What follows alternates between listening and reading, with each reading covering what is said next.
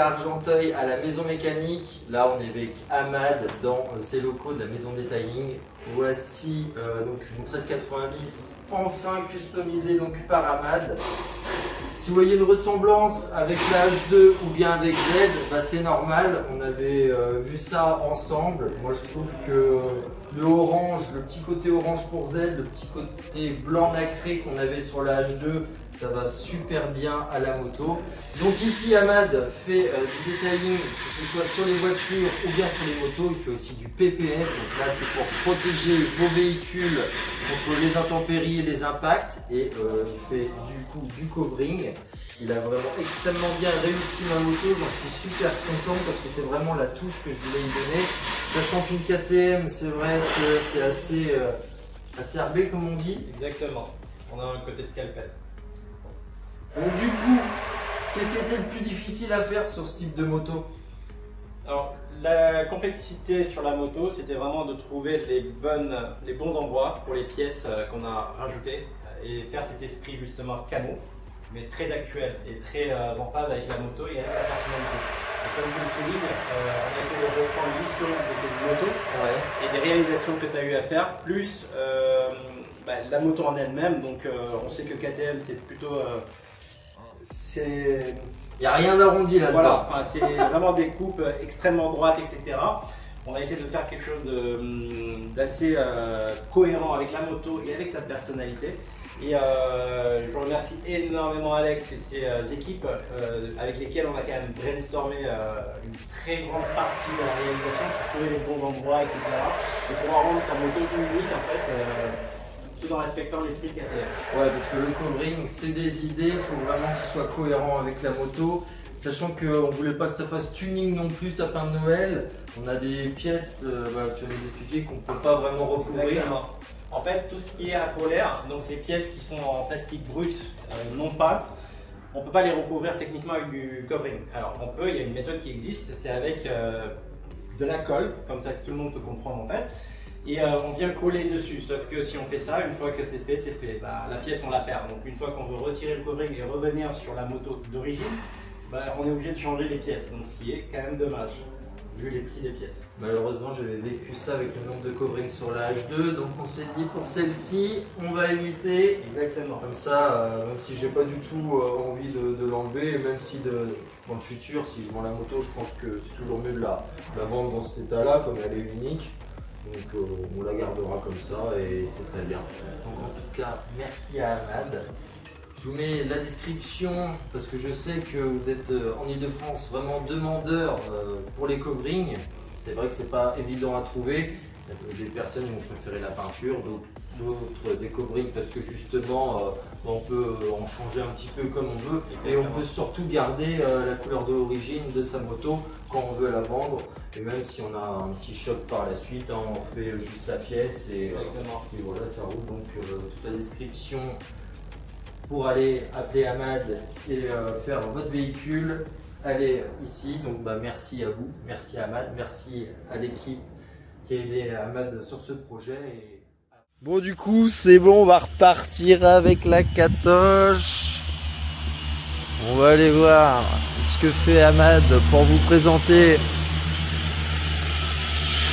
le métier de detailing. Oh là, el amigo! T'es encore là toi? Ça change de la moto là? Ah bah ouais, écoute, je suis sur une grosse correction là pour une pose de céramique sur ce magnifique X4, n'est-ce pas? Donc voilà quoi. La céramique en gros, c'est fait pour quoi? En gros, c'est un vernis que je vais venir poser par-dessus le vernis qui existe, qui va se sceller au vernis existant, qui est beaucoup plus dur que le vernis existant. Donc, du coup, ça va éviter tout ce qui est micro-rayures qui sont causées le plus souvent parce que tu veux juste passer un coup de chiffon sur ta bagnole. Donc vu que la microfibre, elle va forcément rayer en fonction du contact que tu fais, la céramique va justement éviter ça. Donc ce genre de micro-rayures, tu les auras plus. L'autre jour, la dernière fois, tu m'as montré quand tu as mis de la céramique et on a mis de l'eau sur la portière. Déperlant. Le côté déperlant. C'est fun ça, non? Ah, du coup, ça partait direct, même sur ton pare-brise. Exactement. Ça, c'était hallucinant. Alors, en fait, c'est l'avantage, c'est que tu peux mettre de la céramique sur ton pare-brise, sur ta carrosserie, sur tes jantes, à peu près partout, sur tes plastiques, même non peintes.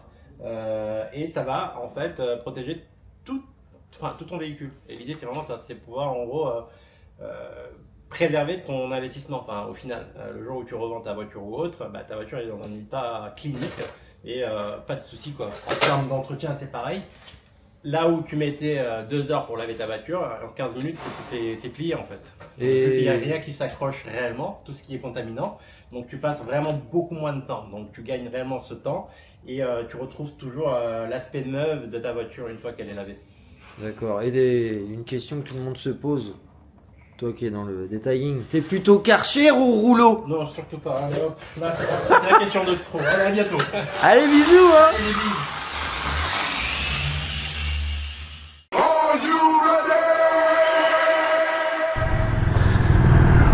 Je pense on s'est tâté en fait sur le phare avant. Sur le phare avant, je voulais au départ lui mettre des touches de blanc. Et en fait, c'est vrai que quand tu allumes la moto, tu as les LED. Et les LED, du coup, ça finit directement la moto. Et le cache que j'ai mis au milieu, je sais pas si, comme c'est de l'imprimé 3D, je sais pas vraiment si je peux le peindre. Alors du coup, je suis un peu perplexe. Est-ce que je peins ce qui est juste au-dessus là du feu dans un blanc nacré? Parce que je trouve qu'il manque un petit truc, mais là-dessus j'étais plutôt sur une pièce peinte. Donc on verra par la suite. Et je me dis, si je peins le cache qui est au milieu, ça va peut-être faire trop gros. Donc écoute, affaire à suivre. Hein. Mais sinon, non, très très content de cette moto. Ça y est, elle est personnalisée. En plus, il a été super vite. Donc ça c'est cool. Hein. En 2-3 jours, elle était faite la moto. Nickel. Et maintenant voilà, j'ai un 1390 personnalisé. Ah non.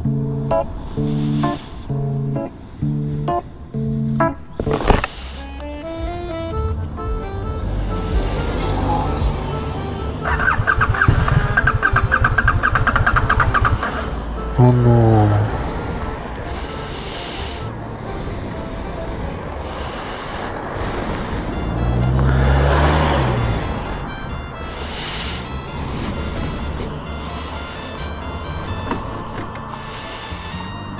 Je suis tombé en panne d'essence.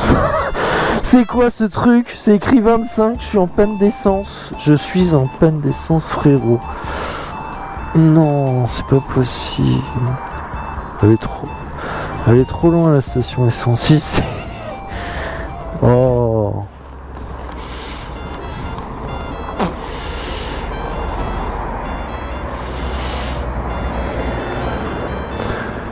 Bon, soit je la pousse, je suis pas très loin.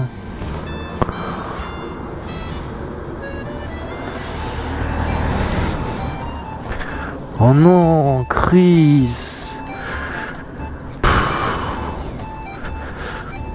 Je la pousse comme ça, je reste dessus.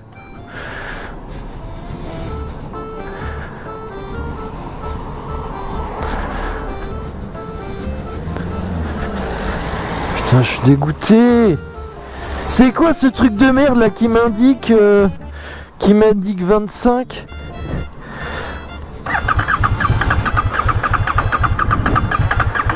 Oh bah ouais, là elle est en rade. Oh, je suis loin. Oh non. Ah bah j'ai l'air beau moi comme ça là. Attends. Elle était 125, maintenant c'est écrit 30. Elle se fout vraiment de ma gueule cette moto. Ah putain, je suis essoufflé là. J'enlève même pas mon casque, je sais même pas où le poser. Ouais, j'appelle personne, je vais être à 800 mètres là, je la pousse, c'est bon. Je peux aller faire chier avec ma galère. Putain, je suis mort. Mais il y a un mec qui s'est arrêté, il me fait, tu veux que je te dépose à la pompe? Je fais non, c'est bon, super cool. Putain, c'est bien la peine d'avoir une moto toute neuve avec un bon covering. Et déjà poussé. Putain.